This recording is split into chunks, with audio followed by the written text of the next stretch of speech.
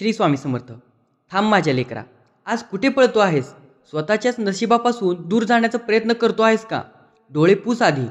हे जे अश्रू तुझ्या गालावरून घसरत आहेत ना, ते फक्त पाण्याचे थेंब नाहीत, तर तुझ्या आतल्या तुटलेल्या मनाचा आक्रोश आहे. तू विचार करतोयस की या जगात माझा कोणीच नाही.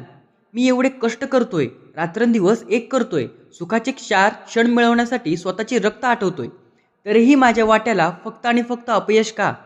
लोकांनी मला नाकारले, नशिबाने मला धोका दिला आणि ज्यांच्यावर मी जीवापाड विश्वास ठेवला त्यांनीच आज माझ्या पाठीत खंजीर खुपसला. पण माझ्या बाळा, आज तू एकटा नाहीस. तुझ्या या खोलीत जिथे तू हा व्हिडिओ ऐकत आहेस ना, तिथे तुझ्या शेजारी एक अदृश्य ताकद उभी आहे. तुला माहिती आहे का ती ताकद कोण आहे?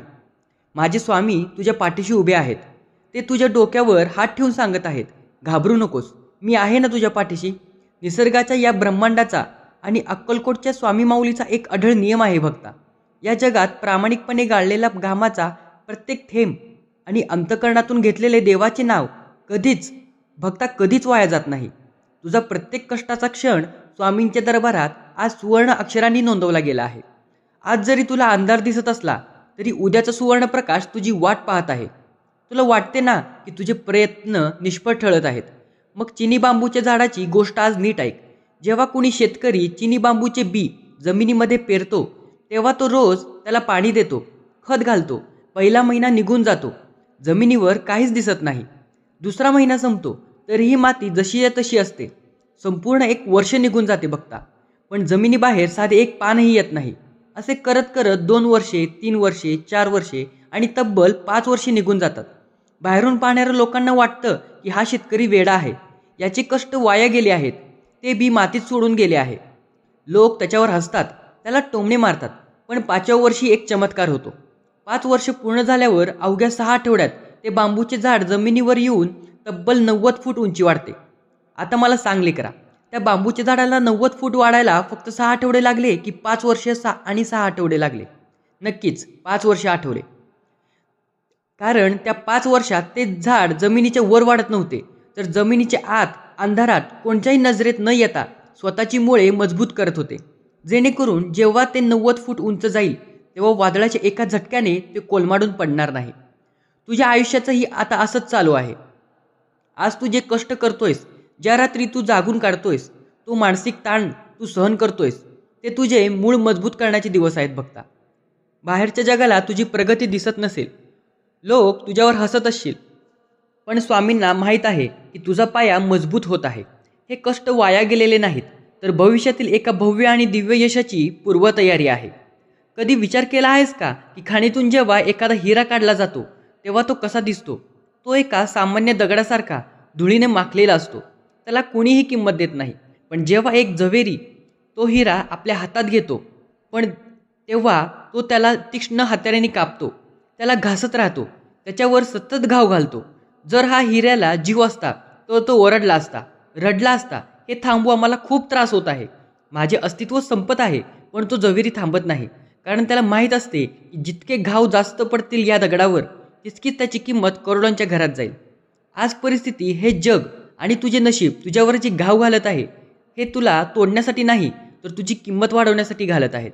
तू सामान्य दगड नाहीस बघता, तू स्वामींचा एक मौल्यवान हिरा आहेस. जितका मोठा संघर्ष तुझ्या आयुष्यात असेल, तितकेच अथांग, अलौकिक आणि कायमस्वरूपी यश तुला लाभणार आहे. म्हणूनच जेव्हा संकटे येतील तेव्हा मागे हटू नकोस. छाती ठोकून उभा राहा आणि सांग की माझ्या पाठीवर माझ्या स्वामींचा हात आहे. तुमचे कितीही घाव असू द्या, मी चमकूनच बाहेर पडणार. मला माहीत आहे तुझ्या मनाला सगळ्यात जास्त जखम कुठे झाली आहे. तुला अपयशाचे इतके दुःख नाही, जितके दुःख तुला तुझ्याच माणसांनी दिलेल्या दगाफटक्याचे आहे. ज्यांना तू स्वतःचे मानलेस, ज्यांच्यासाठी तू रात्रीचा दिवस केलास, स्वतःच्या सुखाचा त्याग केलास, त्यांनीच आज तुझ्या कठीण काळात पाठ फिरवली. आज तुला ते ओळखायलाही तयार नाही आहेत, तुझ्या फोनचे रिप्लाय देत नाही आहेत, तुझ्या मेसेजकडे दुर्लक्ष केले जाते. तुला वाटते की मी कोणाचे काय बिघडवले होते, की माझ्यासोबत असे झाले. पण थांब, इथेच तर स्वामींची खरी लीला सुरू होते. जेव्हा स्वामींना तुझ्या आयुष्यातून कचरा साफ करायचा असतो, तेव्हा ते स्वतःहून अशा खोट्या माणसांना तुझ्यापासून दूर करतात. हा तुझा पराभव नाही बघता, हा स्वामींनी तुला दिलेला इशारा आहे. त्यांनी तुला या लोकांच्या तावडीतून वाचवले आहे, जे भविष्यात तुला आणखी मोठ्या खड्ड्यात पाडणार होते. माणसाचे डोळे फक्त समोरचे पाहू शकतात, पण स्वामींचे डोळे भूतकाळ, वर्तमान आणि भविष्यकाळ एकाच वेळी पाहतात बाळा. त्यामुळे खोट्या माणसांसाठी अश्रू गाळणे बंद कर. कर्माचा सिद्धांत अशी अतिशय क्रूर आहे आणि अचूक आहे. आज जे तुझ्या परिस्थितीवर हसत आहेत ना, उद्या निसर्ग त्यांना अशा वळणावर आणून उभा करेल जिथे त्यांना रडायलाही जागा मिळणार नाही. तू फक्त शांत राहा आणि कर्माचा खेळ पाहत राहा. थॉमस एडिसनने जेव्हा दिव्याच्या बल्बाचा शोध लावण्याचा प्रयत्न केला, तेव्हा तो एक दोनदा नाही तर तब्बल 9999 वेळा अपयशी ठरला होता. लोकांनी त्याला वेड्यात काढले, वृत्तपत्रांनी त्याच्यावर टीका केली, पण एडिसनने हार मानली नाही. जेव्हा अखेर 10,000च्या प्रयत्नात त्याने दिवा लावला, तेव्हा एका पत्रकाराने त्याला विचारले, एडिसन, तुमचे 9999 प्रयत्न वाया गेले, त्याचे तुम्हाला दुःख नाही का? त्यावर एडिसनने दिलेले उत्तर सुवर्ण अक्षरांनी लिहून ठेवण्यासारखे होते भक्तांनो. तो म्हणाला, माझा एकही प्रयत्न वाया गेला नाही. मी 9999 असे मार्ग शोधून काढले ज्याने विजेचा दिवा बनवू शकत नाही. तो माझा अनुभव होता, तो माझा पाया होता. माझ्या लेकरा, आज तुझा आजचा प्रत्येक अपयशी प्रयत्न हा वाया गेलेला नाही, तर तो तुला यशाच्या एका पाऊल जवळ घेऊन जात आहे. तू शून्यापासून सुरुवात करत नाहीयेस, तू अनुभवापासून सुरुवात करत आहेस. कुलपाची शेवटची किल्लीसुद्धा कुलूप उघडू शकते, हे कधीच विसरू नकोस. तू कदाचित यशाच्या अगदी जवळ पोहोचला आहेस आणि नेमक्या याच वेळी तू माघार घेण्याचा विचार करतोयस. हीच तुझी खरी परीक्षा आहे. हिंमत हरू नकोस. उठ, कपडे झटक, डोळे पुस आणि नव्या जोमाने कामाला लाग. आजकाल सोशल मीडियाच्या दुनियेत आपण काय करतो? इतरांचे सुखी चेहरे पाहतो, त्यांच्या गाड्या पाहतो, त्यांची मोठी घरे पाहतो आणि मनातल्या मनात स्वतःला दोष देऊ लागतो. त्याला बघा किती लवकर यश मिळाले, त्याचे आयुष्य किती सेट आहे आणि मी अजूनही एका रुपयासाठी संघर्ष करतोय. पण बाळा, गुलाबाचे फूल आणि कमलाचे फूल दोन्ही सुंदर असतात, पण ते वेगवेगळ्या ऋतूत आणि वेगवेगळ्या ठिकाणी उमलतात. कमळ चिखलात उमलते आणि गुलाब बागेत. दोघांची तुलना होऊ शकत नाही. स्वतःची तुलना इतरांशी करून स्वतःला कमी लेखू नकोस. स्वामींनी तुझ्यासाठी काहीतरी अत्यंत वेगळे आणि खास नियोजन केले आहे. जे इतरांना लवकर मिळाले ते कदाचित तितक्याच लवकर संपून जाईल, पण तुला जे कष्टाने आणि उशिरा मिळेल ते अथांग असेल आणि पिढ्यानपिढ्या टिकणारे असेल. आपण किती पुढे जायचे या चिंतेत आपण भूतकाळातील संकटावर मात करून किती दूर आलो आहोत याचे कौतुक करायला आपण विसरतो. आज तुझ्याकडे जे आहे ते मिळवण्यासाठी प्रत्येक लोक रोज प्रार्थना करत आहेत, हे विसरू नकोस. मिळालेल्या गोष्टींवर कृतज्ञ राहा, स्वामींचे आभार माना. आजकाल सोशल मीडियाच्या दुनियेत आपण काय करतो? इतरांचे सुखी चेहरे पाहतो, त्यांच्या गाड्या पाहतो, त्यांची मोठी घरे पाहतो आणि मनातल्या मनात स्वतःला दोष देऊ लागतो. बघा, त्याला किती लवकर यश मिळाले, त्याचे आयुष्य किती सेट आहे, पण त्या एका रुपयासाठी संघर्ष त्याला किती करावा लागला हे कोणालाच माहीत नसते. लोकांचं कामच आहे बोलणे. तू उपाशी राहिलास तरी लोक बोलणार, तू राजा झालास तरी लोक जळणार. जर तू लोकांच्या बोलण्याकडे लक्ष देऊन तुझे निर्णय बदलू लागलास तर तू कधीच स्वतःच्या पायावर उभा राहू शकणार नाहीस. लोकांच्या बोलण्याने तुझे नशीब ठरत नाही, तर तुझ्या कर्माने ठरते. ज्या दिवशी तू लोकांकडे दुर्लक्ष करायला शिकशील त्या दिवशी तू जगातील अर्धी लढाई जिंकलेली असेल बघता. जेव्हा तुझ्या आयुष्याचा रिमोट कंट्रोल जगाच्या हातात देऊ नकोस, की कुणीही बटन दाबावे आणि तू रडावे, कुणीही बटन दाबावे आणि तू रागवावे. तू फक्त स्वामींना उत्तरदायी आहेस, जगाला नाहीस. शांतता हेच तुझ्या शत्रूचे सर्वात मोठे अपयश असेल. जेव्हा तू त्यांच्याकडे पूर्णपणे दुर्लक्ष करून पुढे जात राहशील तेव्हा त्यांची जळफळाट अधिक होईल. स्वामींची कृपा कवच बनून तुझ्या पाठीशी आहे, त्यामुळे कोणाच्याही वाईट नजरेत तुझ्यावर परिणाम होणार नाही. लक्षात ठेव लेकरा, देव परीक्षा घेतो पण कधीच हात सोडत नाही. परीक्षा जितकी कठीण असते तितकाच तिचा निकाल थक्क करणारा असतो. आज जर तुझ्या आयुष्यात दुःखाचे ढग दाटून आले असतील तर तुझ्या सुखाचा सूर्यप्रकाश नक्की पडेल. हा काळही निघून जाईल. नशीब बदलण्यासाठी वर्षांची गरज नसते, केवळ एक योग्य, प्रामाणिक आणि स्वामींच्या चरणाशी जोडलेला क्षण पुरेसा असतो. आज हार मानू नकोस. स्वामी तुझ्या प्रत्येक कष्टाचा क्षण पाहत आहेत. जेव्हा तुझी वेळ येईल तेव्हा परिस्थिती अशी बदलेल की आज जे तुला कमी लेखत आहेत तेच तुझ्या स्वागतासाठी उभे राहतील. जर तुला तुझ्या कष्टांवर आणि माझ्या स्वामी माऊलींवर पूर्ण विश्वास असेल तर आत्ताच कमेंटमध्ये टाईप कर, माझे कष्ट फळाला येणार आहेत, श्री स्वामी समर्थ. माझ्या लेकरा, माणसाच्या दुःखाचे सर्वात मोठे मूळ कुठले असेल तर ती म्हणजे अपेक्षा. आपण जेव्हा एखाद्या क्षेत्रासाठी कष्ट करतो तेव्हा आपण कधीच मनात एक चित्र तयार करतो की अमुक एका वेळेत अमुक एवढेच मला फळ मिळाले पाहिजे. पण लक्षात ठेव बघता, आपली बुद्धी, आपले विचार मर्यादित आहेत. आपण फक्त आजचा किंवा उद्याचा विचार करू शकतो, पण माझे स्वामी अनंत कोटी ब्रह्मांड नायक आहेत. ते तुझ्या पुढच्या 7 पिढ्यांचा विचार करून निर्णय घेत असतात. तुला वाटत असेल की माझ्या कष्टाच्या बदल्यात सुका तुकडा तरी मिळावा, पण स्वामींनी तुझ्यासाठी पंचपक्वान्नाचे ताट तयार करून ठेवलेले असते. म्हणूनच जेव्हा तुझ्या अपेक्षेप्रमाणे गोष्टी घडत नाहीत, तेव्हा समजावे की गोष्टी आता स्वामींच्या इच्छेप्रमाणे घडत आहेत. आणि जेव्हा गोष्टी त्यांच्या इच्छेने घडतात, तेव्हा ते मिळते ते आपल्या कल्पनेच्या पलीकडे असते. कष्टाचे फळ उशिरा मिळणे म्हणजे फळ न मिळणे नव्हे, तर ते फळ अधिक गोड आणि समृद्ध होत असणे होय. अपेक्षेचे ओझे बाजूला ठेव आणि प्रामाणिकपणे फक्त कर्म करत राहा, कारण स्वामींचे देणे कधीच अपूर्ण नसते. सोनार जेव्हा सोन्याचा दागिना बनवतो, तेव्हा तो सोन्याचा तुकडा थेट भट्टीत टाकतो. ती भट्टी सामान्य नसते, तिथे लाल भडक विस्तव पेटलेला असतो. त्या आगीत ते सोने वितळवते, त्याचा रंग बदलतो. सोनार त्याला बाहेर काढतो आणि त्याच्यावर हातोड्याने सपासप घाव घालतो. जर त्या सोन्याला बोलता आले असते तर त्याने आकांत केला असता, अरे थांब, मी जळून खाक झालो, मला मारू नकोस. पण सोनार थांबत नाही. तो त्याला पुन्हा आगीत टाकतो, पुन्हा घाव घालतो.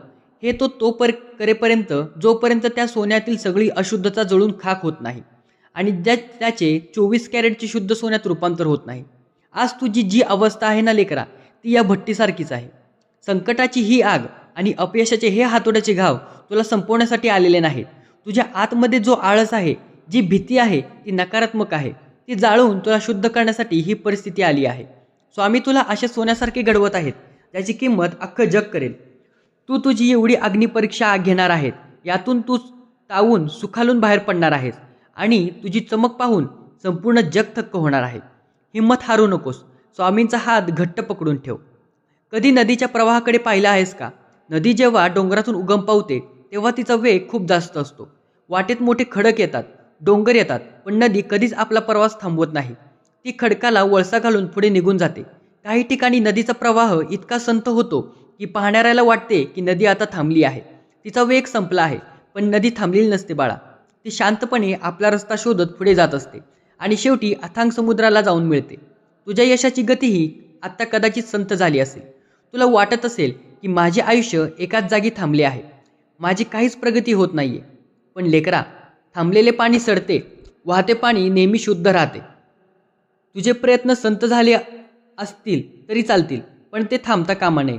रोज एक छोटे पाऊल टाक, रोज थोडासा प्रयत्न कर. विहीर खणताना पहिल्याच फुटावर पाणी लागत नाही, त्यासाठी खोल जावे लागते.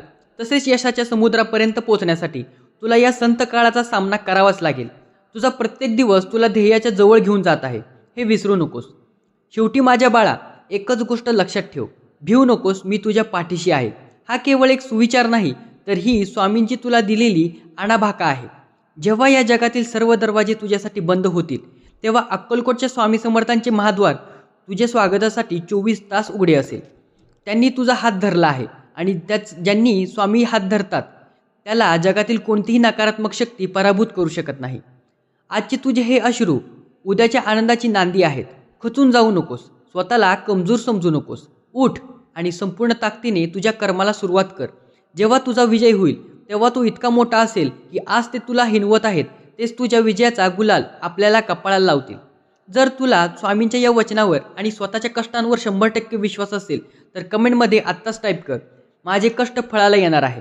श्री स्वामी समर्थ. हा व्हिडिओ तुझ्या प्रत्येक खचलेल्या मित्राला शेअर करून चॅनलला नक्की सबस्क्राईब कर. श्री स्वामी समर्थ. माझ्या लेकरा, या जगात वेळेपेक्षा बलवान आणि श्रेष्ठ काहीच नाही. वेळ जेव्हा बदलते, तेव्हा राजाचा रंक होतो आणि रंकाचा राजा होतो. आज तुला वाटत असेल की तुझे नशीब एका मोठ्या कुलपात बंद झाले आहे आणि त्या कुलपाची किल्ली हरवली आहे. तू कितीही प्रयत्न केलेस तरी ते कुलूप उघडत नाहीये. पण एक गोष्ट लक्षात ठेव, हे कुलूप निसर्गाच्या किंवा तुझ्या शत्रूंनी लावलेले नाही, तर हे कुलूप तुझ्याच कर्माच्या परिपकाचे आहे. जेव्हा कुलूप स्वामींच्या इच्छेने लागते, तेव्हा ते जगातील कोणत्याही चावीने उघडत नाही. ते फक्त आणि फक्त तुझ्या सबुरीच्या आणि कष्टाच्या चावीनेच उघडेल. नशिबाचा खेळ एका चक्रव्यूहासारखा असतो. कधी कधी आपल्याला वाटते की आपण खूप पुढे निघून गेलो आहोत, पण अचानक एक संकटाचा धक्का आपल्याला पुन्हा शून्यावर आणून सोडतो. बघता, अशा वेळी खचून जाणे हा मूर्खपणा आहे. बुद्धिबळाच्या खेळात जेव्हा स्वतः पायदळ मागे जाते, तेव्हा ती वजिराची जागा घेण्यासाठी पुढे जाण्याची तयारी करत असते. आज तुझी पिछेहाट होत आहे, कारण स्वामी तुला थेट वजिराच्या स्थानावर बसवणार आहेत. वेळेचा हा चक्रव्यूह तोडण्यासाठी शांत राहा. स्वतःच्या बुद्धीवर आणि स्वामींच्या मार्गदर्शनावर विश्वास ठेव. लक्षात ठेव, वेळ प्रत्येकाला एक संधी देते. आज इतरांची वेळ असेल, तर उद्या तुझा अख्खा काळ असेल. जमिनीला जेव्हा उन्हाळ्याचे तीव्र चिटके बसतात, तेव्हा ती कोरडी ठाक पडते. जमिनीला मोठमोठ्या भेगा पडतात. पाहणाऱ्याला वाटते की ही जमीन आता कायमची नापीक झाली. इथे आता कधीच हिरवळ दिसणार नाही. पण निसर्गाचा नियम बघा, जेवढा कडक उन्हाळा असतो तेवढाच मान्सूनचा पाऊस मुसळधार पडतो. जेव्हा आकाशातून पावसाचा पहिला थेंब त्या तप्त जमिनीवर पडतो तेव्हा संपूर्ण वातावरण सुगंधी आणि तृप्त होऊन जाते. काहीच दिवसात ती नापीक वाटणारी जमीन हिरव्यागार शालूने नटून जाते. माझ्या लेकरा, आज तुझे आयुष्यसुद्धा या उन्हाळ्यासारखे तप्त झाले आहे. संकटाचे चटके तू सहन करतो आहेस, पण हा उन्हाळा संपण्याची वेळ आता आली आहे. स्वामींच्या कृपेची पहिली पाऊसधार तुझ्या आयुष्यावर पडणार आहे. तू जे कष्ट केले आहेस त्या कष्टाचा शेवटचा थेंब आता पकडायचा बाकी आहे. कधी कधी आपण विहीर खणताना 99 फुटावर जाऊन थांबतो, पण तिथेच हार मानतो. पण जर आपण अजून फक्त 1 फूट खणले तर अमृत समान गोड पाणी लागते. तू यशाच्या अगदी त्या शेवटच्या फुटावर उभा आहेस. आता माघार घेऊ नकोस. संपूर्ण ताकदीने शेवटचा प्रहार कर.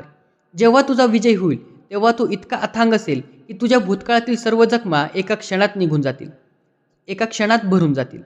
जर तुला स्वामींच्या या पाऊलखुणांवर आणि स्वतःच्या कष्टांवर पूर्ण विश्वास असेल तर कमेंटमध्ये आत्ताच लिहून टाक, माझे स्वामी मला फळ नक्की देणार आहेत. श्री स्वामी समर्थ. आणि हाच महासंदेश चॅनलला सबस्क्राईब करून जास्तीत जास्त लोकांपर्यंत पोहोचव. श्री स्वामी समर्थ.